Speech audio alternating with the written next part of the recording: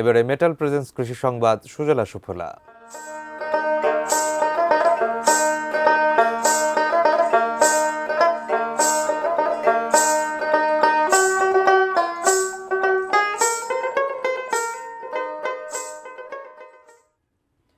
কৃষি উৎপাদনে পানির অপচয় রোধে দেশে প্রথমবারের মতো যাত্রা শুরু হলো স্বয়ংক্রিয় সেন্টার পিভড সেচ ব্যবস্থা। বিএডিসির উদ্যোগে পাবনা এবং নাটোরে শুরু হয়েছে যন্ত্রটির পরীক্ষামূলক ব্যবহার। কৃষির অংশীজনেরা বলছেন, সনাতন পদ্ধতির বিপরীতে অস্ট্রিয়ান এই প্রযুক্তির ব্যবহারে বাড়বে ফসলের উৎপাদন, কমবে শ্রম এবং সেচ খরচ। পাবনা থেকে রিজভি জয়ের রিপোর্ট, ক্যামেরায় ছিলেন মিলন মাহমুদ। হাঁটু সমান কাদা জল আর নালা কেটে ফসলের মাঠে পানি বয়ে নেওয়ার চিরাচরিত ধারণার জায়গায় নিশ্চিতভাবেই বিস্ময় জাগাবে ভিন গ্রহের যানের মতো দানবীয় এই যন্ত্র। স্বয়ংক্রিয় নিয়ন্ত্রণ ব্যবস্থায় মাঠের পর মাঠ জুড়ে বৃষ্টির মতো ছিটিয়ে দিচ্ছে পানি।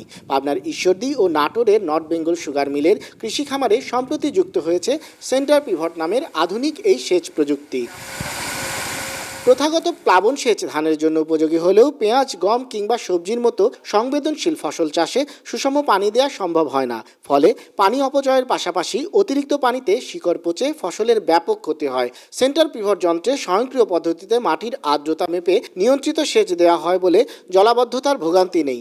পানির অপচয় কমে 20 থেকে 30%, সময় ও শ্রমিক খরচও কম লাগে। এটা আমার 135 থেকে 150 একর জমি কাভারেজ দিচ্ছে, যেটা ম্যানুয়ালি আমি করতে গেলে আমার 25 থেকে 30 দিন সময় লাগতো এবং আমার শ্রমিক খরচ প্রতিদিন 3টা করে, অর্থাৎ 75 থেকে আমার 90টা শ্রমিক ব্যয় হতো। ফসলের ক্রাইটেরিয়া ভেদে যে ফসলে যেইভাবে পানি লাগবে সেই ক্যাটাগরিতে যাতে পানি দেওয়া যায়, এই একটা নতুন আধুনিক পদ্ধতি।